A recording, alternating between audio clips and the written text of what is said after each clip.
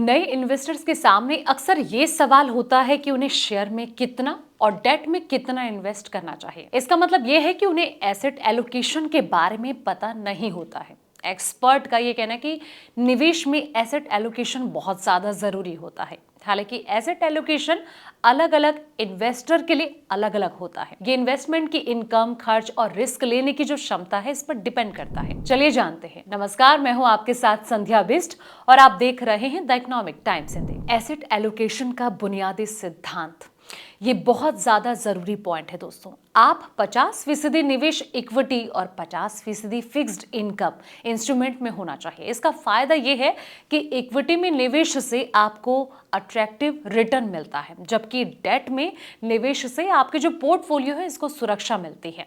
ऐसे में आपको बता दें कि शेयर में निवेश का अनुपात इन्वेस्टर की एज और रिस्क लेने की क्षमता पर डिपेंड करता है। एक्सपर्ट का यह कहना है कि ऐसे जो इन्वेस्टर हैं जिनकी उम्र कम है, ये शेयर में 60% निवेश कर सकते हैं। ऐसे में उनके पोर्टफोलियो के निवेश का अनुपात 50:50 की जगह 60:40 हो जाएगा। अगर आप नए इन्वेस्टर हैं जो कि अट्रैक्टिव रिटर्न के साथ अपने निवेश की सुरक्षा चाहते हैं, तो आप 60:40 एलोकेशन का इस्तेमाल कर सकते हैं। इससे आपका 60% निवेश शेयर में और बाकी फिक्स्ड इनकम प्रोडक्ट में होगा। इससे आपका कुल रिटर्न इन्फ्लेशन के मुकाबले काफी ज्यादा रहेगा। एसेट एलोकेशन में कई दूसरी चीजों का भी ध्यान रखना जरूरी होता है। इसमें आपका खर्च, आपके मैरिज स्टेटस आदि शामिल है। अगर आप यंग हैं तो इसका मतलब ये नहीं कि आपका जो एसेट एलोकेशन है इक्विटी में 70-80% तक होना चाहिए।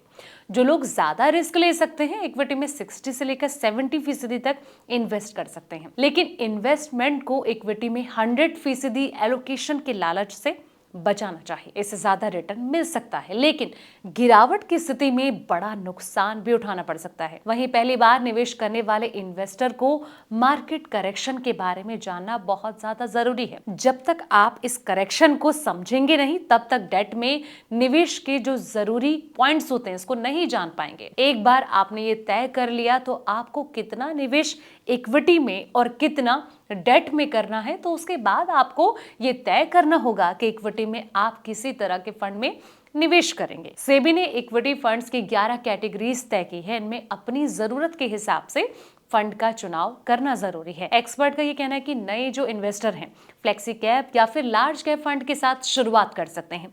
जब वो इन फंड्स में काम करने के तरीके को समझ जाएंगे तो वो फिर मिड कैप फंड में निवेश कर सकते हैं। कुछ समय के बाद इन्वेस्टर को इतना अनुभव हो जाता है कि वो आसानी से ये तय कर लेते हैं कि उसके लिए कौन सा फंड सही है। तो इन सब बातों का अगर आपने ध्यान रख लिया तो आपको कभी भी कोई परेशानी नहीं होगी।